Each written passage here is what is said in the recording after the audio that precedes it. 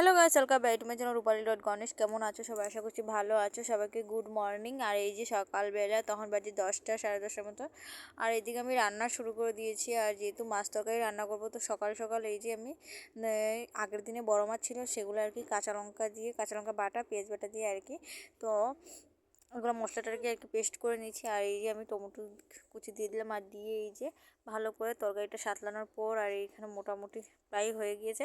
তারপরে এইখানে জল দিয়ে দিলাম, পরিমাণ মতন জল দিয়ে একটু ভালো করে কষিয়ে নিলাম আর কি। তারপরে মাছ দিয়ে তারপর তরকারিটা হওয়ার পর এই যে তারপর অন্য তরকারি বসিয়ে দিলাম। এখানে ছোটো মাছের, মকা মাছের তরকারি, তো এইটাও এরকম কাঁচা লঙ্কা দিয়ে পেস্ট করে।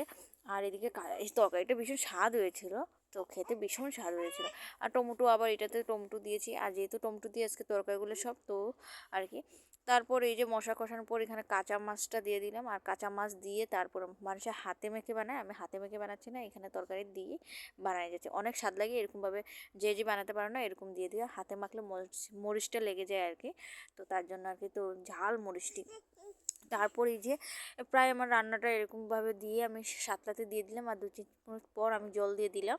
সাতলানোর কষানোর পর আমি দিয়ে দিলাম জল। আর জল দেওয়ার পর ঝুলটা আর কি মাপ মতন, পরিমাণ মতন দেওয়ার পর আর এখানে ভালো করে আমি করছিলাম যে ঠিকঠাক মতন হবে কিনা, তো ভাবলাম যে না ঠিকঠাক মতো। তো ভিডিওটা ভালো লাগলে লাইক শেয়ার কমেন্ট অবশ্যই করে পাশে থাকবে।